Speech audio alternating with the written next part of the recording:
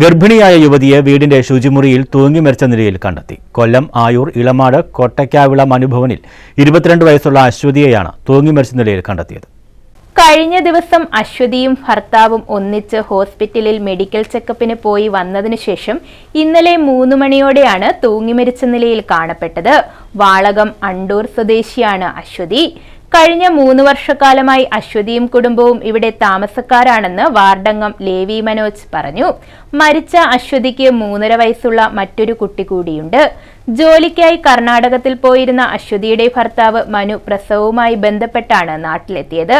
തുടർന്ന് മെഡിക്കൽ പരിശോധനകൾക്ക് ശേഷം വീട്ടിലെത്തിയ യുവതിയും ഭർത്താവും തമ്മിൽ വിറക് കീറുന്നതിനെപ്പറ്റി ചെറിയ വഴക്ക് നടന്നതായി വാർഡംഗത്തോട് ഭർത്താവ് മനു പറഞ്ഞു.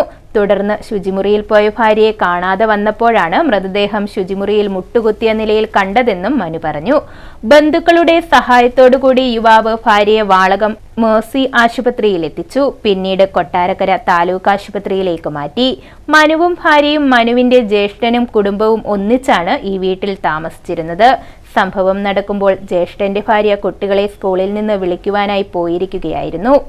ഈ മരണപ്പെട്ട അശ്വതി എന്ന് പറയുന്ന കുട്ടി അവരുടെ കുടുംബവും ഏതാണ്ട് 2-3 വർഷക്കാലമായിട്ട് നമ്മുടെ ഈ കോട്ടയ്ക്കുള്ള നമ്മുടെ വാർഡിൻ്റെ അതിർത്തിയിൽ താമസിക്കുകയാണ്. അവരുടെ യഥാർത്ഥമായ സ്ഥലം എന്ന് പറയുന്നത് പയ്യൻ്റെ സ്ഥലം ഓയൂരാണ്. ഓയൂർ അവർ കുടുംബമായിട്ട് അവിടെ കഴിയും. ഇടയ്ക്ക് ഇവിടെയും അവർക്ക് വീടുണ്ട്. അപ്പോൾ അവരിവിടെ ഇടയ്ക്ക് വന്ന് താമസിക്കും. അപ്പോൾ ഈ ഒരു 2-3 മാസമായിട്ട് ഈ പെൺകുട്ടി ഗർഭിണിയായതിനു ശേഷം അവരിവിടെ ആയിട്ട് താമസം. നമ്മുടെ ഇളമാട് PHCയിലെ ആണ് അവിടുത്തെ നമ്മുടെ ആശാവർക്കറും നമ്മുടെ ഇവിടുത്തെ ഡോക്ടറുടെയൊക്കെ പരിചരണത്തിലാണ് ആ പെൺകുട്ടി പൊയ്ക്കൊണ്ടിരിക്കുന്നത്.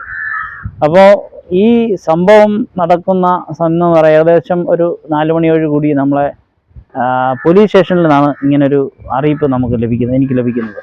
അപ്പോൾ അതിൻ്റെ അടിസ്ഥാനത്തിൽ നമ്മൾ അന്വേഷിക്കുമ്പോൾ ഇവരുടെ വീട്ടിൽ ഞാനും പോലീസുകാരോട് ഒപ്പം അവിടെ ചെല്ലുന്നു. അപ്പോൾ ചെല്ലുമ്പോൾ നമ്മൾ ആ വീടെല്ലാം അടച്ചു പൂട്ടിയിട്ടിരിക്കുകയാണ്.